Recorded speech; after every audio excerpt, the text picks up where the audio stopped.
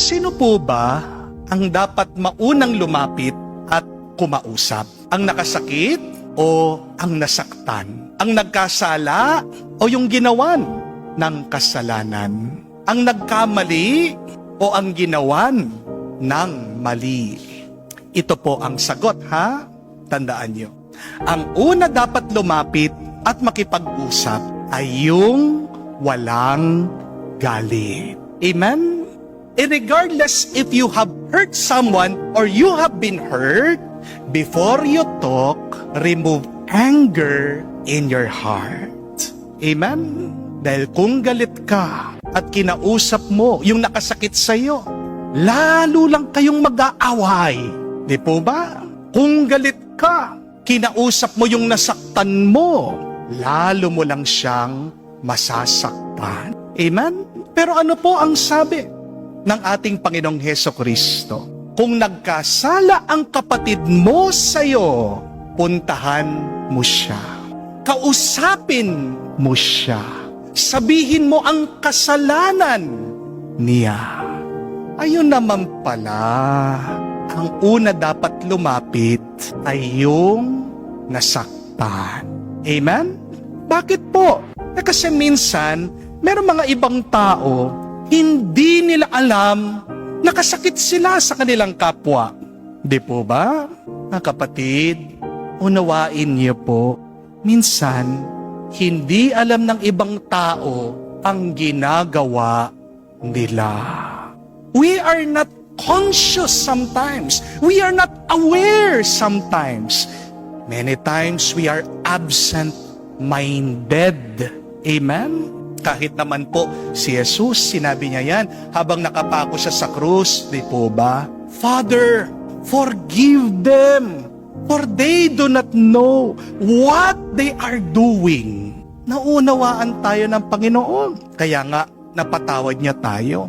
Hindi naman sa lahat ng panahon, alam natin ang ating ginagawa. Dahil hindi natin alam ang ating ginagawa, kaya tayo nakakasakit sa iba. Huwag niyo pong asahan na ang mga tao, palagi nilang alam ang kanilang ginagawa. Hindi naman po manghuhula ang ibang tao eh. Hindi naman nakakabasa ng isip ang ibang tao eh. Wala naman po tayong antena sa ating mga ulo. Hindi po ba? Paano malalaman ng isang tao na nakasakit siya? Kung hindi mo siya lalapitan, kung hindi mo siya kakausapin. Mga kapatid, huwag mong hihintayin na lalapitan ka muna ng taong nakasakit sa iyo bago mo siya kausapin. Make the first move.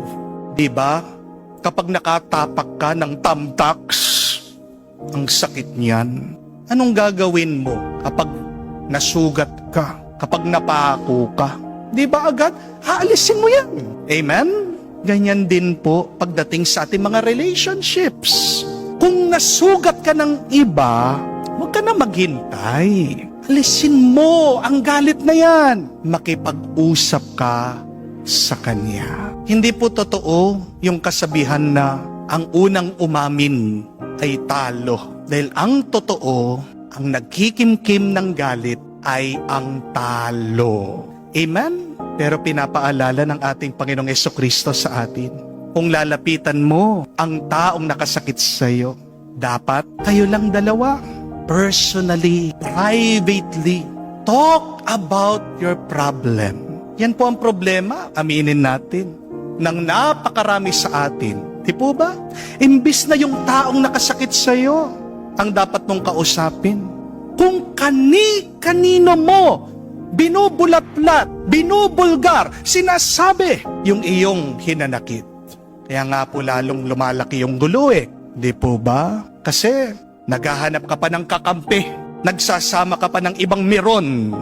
Kapatid, kapag sinasabi mo ang sakit ng loob mo sa iba, at hindi dun sa taong nakasakit sa iyo, hindi siya ang may problema, ikaw na. Amen? When you say the fault of others to other people, you have a problem and you are sinning.